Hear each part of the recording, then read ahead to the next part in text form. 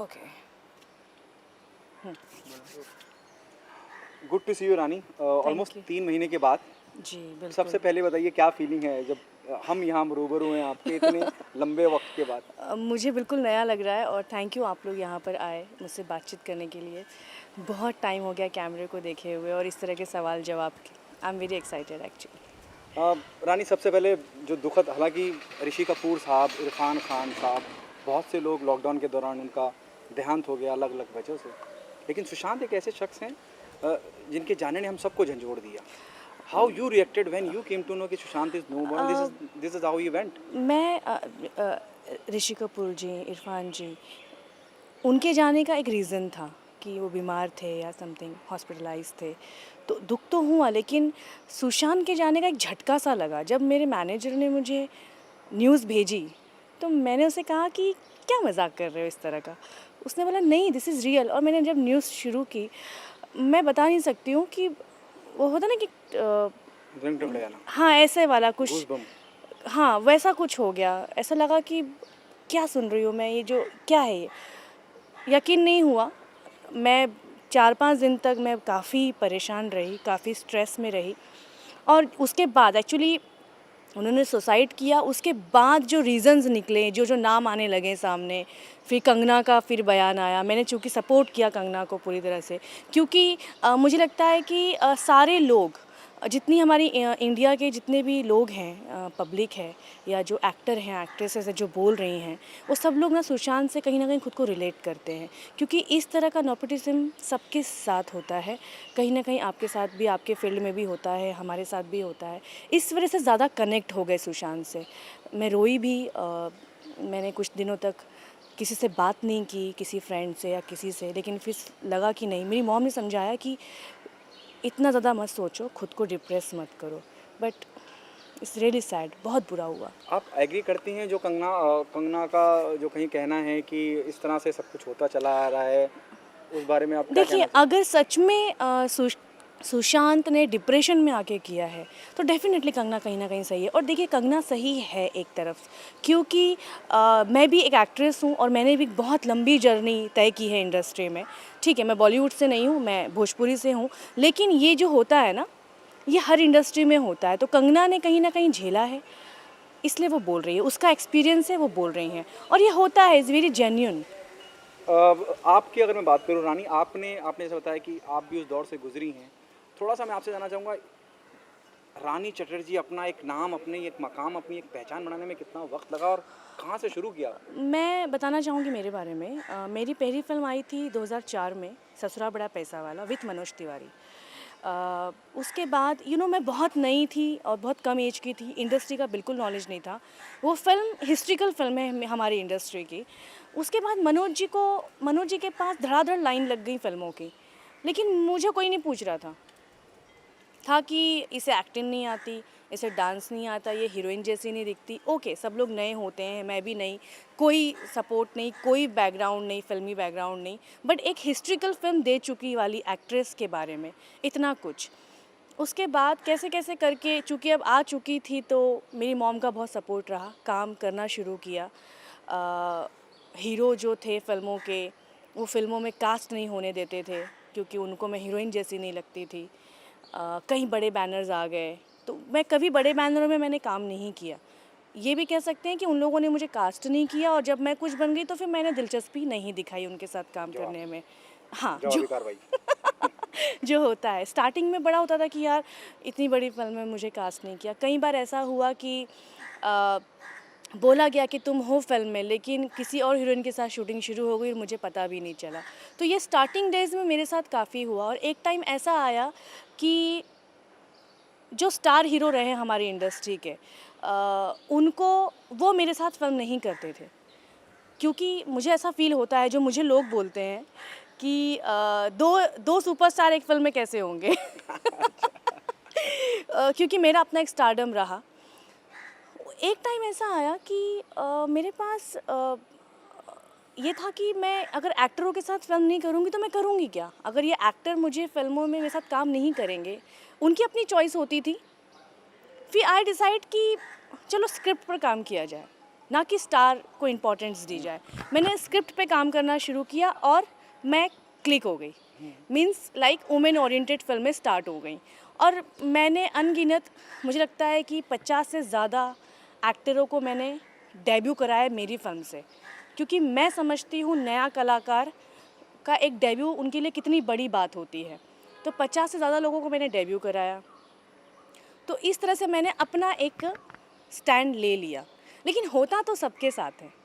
उसके बाद कई एक्टर की मेरे साथ फिल्म कीजिए। और एक चीज़ होती थी कि जो एक्टर मेरे साथ लॉन्च होते हैं, स्टार्टिंग में जब आते हैं तो उनको लगता है कि रानी चैटर्जी के साथ लॉन्च होना चाहिए। लॉन्च होते हैं, उसके बाद जब वो स्टार बन जाते हैं तो उनकी अपनी चॉइस हो जाती है हीरोइन वाली, कि हमें तो ये हीरोइन चाहिए, हमें तो वो हीरोइन चाहिए। तो मैं सुनती सब हूँ, बट मेरे पास काम ऑलरेडी था, मैं ऑलरेडी, मेरा अपना एक था, इसलिए शायद मुझे उतना मैंने ध्यान दिया नहीं कि अब जाओ। बड़े प्रोडक्शंस जो हमारी इंडस्ट्री में, खासकर सो कॉल्ड बोलती हूँ मैं तो उन्हें, क्योंकि वो लोग सिर्फ अपने बड़े बैनर का फ़ायदा उठाते हैं, ना वो किसी को पेमेंट करते हैं ज़्यादा, बस रोते रहते हैं। सो मैं जब स्टार्टिंग में उन लोगों ने मुझे अवॉइड किया, तो जब मेरी बारी आई मैंने उन्हें अवॉइड किया। आप ये कहना चाह रही हैं कि थोड़ा सा आप आगे आगे ओके। आप ये कहना चाह रहे हो कि निराश होने के बजाय, डिप्रेशन में जाने के बजाय अपने मौके का इंतज़ार करो। यस, मैं यही कहना चाह रही हूँ कि निराश होने के बजाय आप अपनी मेहनत इतनी जी जान से कीजिए कि आपको जब मौका मिले तो फिर छोड़ो मत। It's very simple.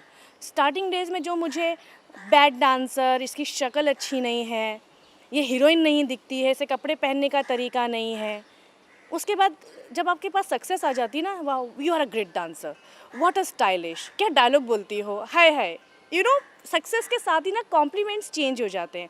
तो मैंने अपने आप पर काम किया, मैं, और इसमें सबसे बड़ा सपोर्ट मेरी फैमिली का रहा। एक कई बार ऐसा भी हुआ है कि एक शो, अवार्ड शोज़, मैं सबसे ज़्यादा फिल्में करने वाली एक्ट्रेस हूँ मेरी इंडस्ट्री की। आप भी अगर भोजपुरी की बात करेंगे तो सबसे पहला मेरा नाम आएगा एक्ट्रेसेस में। अवार्ड फंक्शंस में नहीं बुलाया जाता जल्दी, लेकिन किसी लड़की ने अगर टीवी में 2 एपिसोड भी किए हैं ना, और अगर वो उनकी स्पेशल है, तो वो अवार्ड में परफॉर्म करती नज़र आती है। मुझे प्रॉब्लम नहीं है, लेकिन मेरा सिर्फ ये कहना है, जो कंगना कह रही थी कि जो हम करते हैं उसके लिए तो आप लोग हमें रिस्पेक्ट दो, उसके लिए तो हमें इज्जत मान सम्मान दो। बाकी तुम लोग को जो करना है करो, अपने फूफा दादी चाचा चचेरी जिसको लाना है, जिसको भरना है भरो, बट हम जो अपने से कर रहे हैं आप उसको रिस्पेक्ट दो। यही कंगना का कहना था, और ये मैं भी कहना चाहूँगी। टीवी का आपने जिक्र किया, इतना बड़ा शो का हिस्सा रहे हैं आप, और रोहित ने बड़ा अप्रिशिएट किया आपको, हमेशा हौसला अफजाई करिए जो शो के दौरान। मतलब अभी आपने वो जिक्र किया कि टीवी में आपने कुछ भी किया, आप तो बहुत कुछ कर चुकी हैं। बिल्कुल। How do you see this? मैं सबसे पहले कहना चाहूँगी कि मैं बहुत प्राउड फील करती हूँ कभी-कभी, क्योंकि फ़िल्म, टीवी या कहीं पर भी मैं अगर हूँ तो मैं अपने दम पर हूँ। इसके पीछे किसी भी गॉडफ़ादर का कोई हाथ नहीं है। और ओके सॉरी। मैं बहुत खुश हूँ। मुझे ऑफ़र जब आया तो मुझे यकीन नहीं हुआ कि खतरों के खिलाड़ी के लिए मुझे चुना गया है। सबसे ज़्यादा एक्साइटमेंट तो रोहित सर से मिलने की ही थी, but he is so sweet, he is so nice, और उन्होंने बहुत कोऑपरेट किया। मुझे तो, मैं थोड़ा जल्दी आउट हो गई वहाँ से, जबकि किसी को लगा नहीं था कि मैं इतनी जल्दी आउट हो जाऊँगी, मुझे भी नहीं लगा था, बट लेकिन फिर भी जितना प्यार दिया ना पूरी टीम ने, कलर्स एक्सीलेंट। आपने कहा कि एक वक्त था, और जब मैं उस वक्त की बात करता हूँ तो मुझे 3 लोग याद आते हैं, मनोज तिवारी, रवि किशन और निरहुआ। के साथ काम करने के लिए मना करा? नहीं, इन लोगों ने मेरे साथ काम करने के लिए मना नहीं किया, लेकिन इन लोगों ने तब मेरे साथ काम किया जब मैं कुछ ऑलरेडी हो चुकी थी। End of the conclusion is कि हाँ, जब आप कुछ जैसे दिनेश जी के साथ मैंने फिल्म की, दिनेश जी के साथ मेरी अभी तक ना सोलो बहुत ज़्यादा फिल्में नहीं आई। निरहुआ और मैंने वही फिल्में की जिसमें वो उनके अपोजिट कोई और हीरोइन, मेरे अपोजिट कोई और हीरो। ऐसा सोलो हमने कभी नहीं किया। रवि किशन जी के साथ मेरी जोड़ी ऑलरेडी हिट है। रवि जी के साथ भी फिल्म मैंने तब की जब मैं ऑलरेडी एक बहुत नाम कमा चुकी थी। मेरे उस वक्त मेरे साथ कोई, और इवन मनोज तिवारी जी, ससुरा बड़ा पैसा वाला हिट देने के बाद मनोज जी अपनी फिल्मों में सिर्फ हिंदी की एक्ट्रेसेस ढूंढ रहे थे, वरना ये पॉसिबल है कि हिस्ट्रिकल फिल्म हो और उस एक्ट्रेस और एक्टर ने सिर्फ 3 फिल्में की हों साथ में, और मैं तो बिल्कुल नहीं। मैं बिल्कुल नई थी, तो मुझे लगता था कि ओके मेरे अंदर बहुत प्रॉब्लम्स हैं मुझे, तो अच्छी बात है। ये जब चीज़ें हुई तो मैंने अपने आप पर काम किया, मैंने इसे चैलेंज की तरह लिया। और ऐसे कई एक्टर हैं हमारी इंडस्ट्री में अभी जो सिर्फ ग्रुप बना के काम करते हैं। ये इनफैक्ट डायरेक्टर, इनफैक्ट डिस्ट्रीब्यूटर्स, इन लोगों को समझ में नहीं आता ये लोग चाहते क्या हैं। ये लोग सिर्फ अपना एन्जॉयमेंट चाहते हैं या फिर इंडस्ट्री के लिए कुछ करना चाहते हैं, मुझे समझ में नहीं आता है। डिस्ट्रीब्यूटर अगर फिल्म बनाएगा तो भैया ई है होई, एक्टर बोलेगा ई ना होई, ई होई तब है फिल्म बनी। तो ये सब क्या है यार, पब्लिक के लिए फिल्म बना रहे हो कि अपने लिए बना रहे हो? क्या कास्टिंग काउच है? देखिए कास्टिंग काउच हर जगह है, लेकिन इससे निपटने का तरीका भी है। मुझे लगता है कि अभी इतनी एजुकेटेड तो हमारी इंडस्ट्री हो गई है कि यहाँ पर कोई ज़बरदस्ती नहीं करता है कि वो फिल्मों की तरह कमरे में धक्का दिया और उसके ऊपर जंप कर लिया, ये नहीं होता है। इसे मेरी म्यूचुअल अंडरस्टैंडिंग के साथ होता है कि कुछ लोगों को करना है, कुछ लोगों को नहीं करना है। जिन लोगों को बहुत जल्दी ऊपर जाना है वो शायद उसे चुनते हैं, और जब वहाँ पर उन्हें कामयाबी नहीं मिलती हैं तो वो लोग उसका हल्ला करते हैं। जैसे मेरे साथ तो नहीं हुआ कभी, क्योंकि मुझे पहला ब्रेक ही दिया था, वो बहुत ऐसे मिल गया था मुझे ऐसी ही फिल्म मिल गई थी कि तुम्हें एक्टिंग आती है, मैंने कहा आती है, कर लोगी? हाँ कर लूँगी, ओके। फिर नटराज में बुलाया, 2-3 स्टेप दिए, मैंने किया, बोला तुमको इस फिल्म में हीरोइन ले रहे हैं। बोले कौन सी पिक्चर है? बोले भोजपुरी। मैंने कहा ओह हीरो कौन है? तो उसमें मनोज तिवारी जी थे। तो ऐसी फिल्म मिल गई थी मुझे। तो मेरे साथ नहीं हुआ, लेकिन मैं इतना ही कहना चाहूँगी, जैसे सुशांत का भी केस है, सुशांत के अलावा ऐसे कई एक्टर हैं जिन्होंने सुसाइड किया है। सुसाइड इंसान तब करता है जब वो हर तरफ से निराश हो जाता है और अकेला हो जाता है। तो मैं इतना ही कहना चाहूँगी, जो न्यू कमर्स हैं, उनके माता पिता, अगर आपके बच्चे चाहते हैं कि वो एक्टिंग करें, मुंबई में आए, तो प्लीज़ कोई एक पेरेंट्स उनके साथ ज़रूर यहाँ पर आए, वो सबसे बड़ा सपोर्ट होगा। आखिरी सवाल, क्या मुझे आपकी बेबाकी से लग रहा है कि मैं भोजपुरी भी नहीं कहूँगा, मुझे लग रहा है इंडस्ट्री की दूसरी कंगना रनावत आप? Oh my God! वैसे काफ़ी लोग तुलना करते हैं, क्योंकि मैं भी यहाँ पर फ़िल्म इंडस्ट्री में वुमेन ओरिएंटेड फ़िल्मों से ही टिकी हूँ अभी तक। पिछले 10 सालों से मेरा करियर सिर्फ मेरे दम की फ़िल्मों पर ही चला है, जिसमें भी बहुत सारी प्रॉब्लम्स झेलनी पड़ी हैं मुझे। बस मे बी आप कह सकते हैं। आपने जैसे जिक्र किया कि बहुत सी लड़कियों को आपने मौका दिया क्योंकि आपने वो सफ़र, वो संघर्ष देखा था और आपने नहीं चाहा कि वो देखें, वो लड़कियां भी उस सब से गुजरें। बॉयज़, Boy- मैंने बहुत सारे लड़कों को एज अ हीरो लॉन्च किया है मेरे साथ। अच्छा, तो आप मानती हैं कि एक एक्ट्रेस होकर इतना सब कुछ सोच सकती है, जब मनोज तिवारी के कैलिबर के लोग वो इतना क्यों नहीं सोच पाते? और जब वो मतलब आज तो खैर वो अलग राजनीति देखिए वगैरह वो में है। अभी चूँकि मेरे फ्रेंड हैं, मनोज जी मेरे दोस्त हैं, रवि जी भी मेरे दोस्त हैं, निरहुआ भी मेरे दोस्त हैं। मुझे लगता है कि वो लोग अपना कंफर्ट ज़ोन सबसे पहले देखते हैं, और मैं अपना कंफर्ट ज़ोन पहले नहीं देखती। मुझे लगता है कि नए टैलेंट को अगर मौका देना चाहिए तो मैं ज़रूर देती हूँ, लेकिन वो टैलेंटेड होना चाहिए। इंडस्ट्री में हर साल, हमारी इंडस्ट्री में हर साल अनगिनत लड़कियाँ लॉन्च होती हैं, लेकिन वो टिक नहीं पाती हैं, क्योंकि आप टैलेंट को मौका नहीं दे रहे हैं, वो लोग कुछ और चीज़ को मौका दे रहे हैं। ठीक है, अभी एक एक्टर का एक स्टेटमेंट आया था कुछ साल पहले, 1-2 साल पहले, कि कोई भी न्यू लड़की चलेगी फिल्म में, लेकिन जो इंडस्ट्री में लड़कियां वो नहीं चलेंगी। तो मैंने सोचा कि ये क्या बात है भाई, तो हम हीरोइनें भी बोल सकती हैं कि हमारे लिए यंग बॉयज़ लेकर आओ एक्टिंग के लिए, हम नहीं काम कर रहे भाई एजेड्स बुजुर्गों के के साथ। साथ, बुजुर्गों के साथ। सो ये कहने की बात है शिज़ा।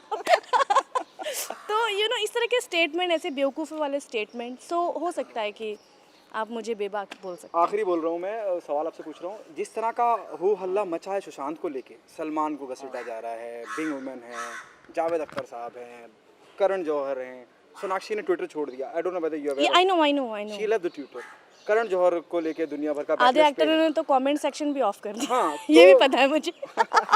तो रानी, आप मानती हैं कि जिस प्रेशर को लेके इतनी बगावत चल रही है कि ऐसे लोगों को इस तरह से प्रताड़ना ना दी जाए, अब आप भी कहीं ना कहीं जो सब कुछ चल रहा है, तो अब करण जौहर ही भगवान ना करे कहीं कुछ कर ले तो, या कोई और कुछ देखिए कर ये ले तो मेंटली टॉर्चर तो होता है सोशल मीडिया के थ्रू। आज ही मैंने एक वीडियो भी पोस्ट किया है इसी के चलते। सुशांत को लेकर लोग इतनी ज़्यादा सीरियस और इतने ज़्यादा क्या बोलते हैं, Possessive। पजेसिव हो गए हैं, और नो डाउट होना भी चाहिए। एक यंग सक्सेसफुल लड़का इस तरह की हरकत करता है तो डेफिनेटली कोई ना कोई रीज़न होगा। लेकिन जब तक पुलिस या फिर हमारा कानून नहीं बताता कि ये लोग शामिल हैं, तब तक कुछ भी कहना बुरा है। जैसे मेरी इंडस्ट्री के कुछ लोग हैं जो गंदे गंदे गाने बना रहे हैं इसके ऊपर, तो अब ऐसी सोच वालों को हम क्या कर सकते हैं? अरे कानून का इंतज़ार करो ना, उस पर कार्रवाई हो रही है। रही बात करण, तो करण ने तो कई बार खुद ही बोला है कि मैं अपनी फूफा के इसको दूँ, लॉन्च करूँ, कि मैं चाची को इसको लॉन्च करूँ, तो उसने खुद एक्सेप्ट किया है, तो वो भुगत रहे हैं। सलमान को लेके क्या? सलमान, जहाँ तक सलमान खान की बात है, मुझे लगता है कि देखिए, कोई, जैसे मैंने कहा, कंफर्ट जोन हमारी इंडस्ट्री में भी है, उनका भी है कंफर्ट जोन, बट ये गलत है। टैलेंटेड लोगों को ज़रूर आगे बढ़ाना चाहिए, और आई थिंक मुझे लगता है कि इन सबको सोचना चाहिए इस बारे में। सुशांत के ही थ्रू आई थिंक आगे शायद चीज़ें सुधरें। खतरों का खिलाड़ी को लेकर ये कहा जा रहा है कि अक्षय और कटरीना कैफ आने वाले हैं। How excited you are? मैं बहुत एक्साइटेड हूँ। उस दिन बहुत सारी चीज़ें होने वाली हैं, क्योंकि 3-4 महीने बाद मैं कैमरा देखूंगी, सारे एक्टरों से मिलूंगी, एक्शन कट सुनूंगी with Rohit Shetty and Akshay Kumar and Katrina Kaif. Like dream come true. ये सोचा था आपने कि यहाँ तक सब कुछ आएगा?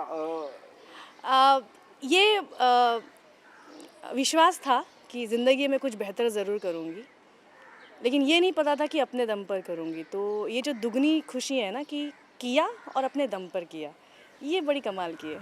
खतरों का खिलाड़ी का आपकी फिल्मों का काम मैं अगर साइड में रख भी दूँ थोड़ी देर के लिए, आप मानती हैं खतरों का खिलाड़ी एक आपके करियर में एक नई उड़ान लेके आया, एक नया पहचान? देखिए, किसी एक्टर की लाइफ में ना, लंबी उड़ान, लंबी ऊंचान जो आप बोल रहे हैं, ये उसके परफॉर्मेंस से आती है।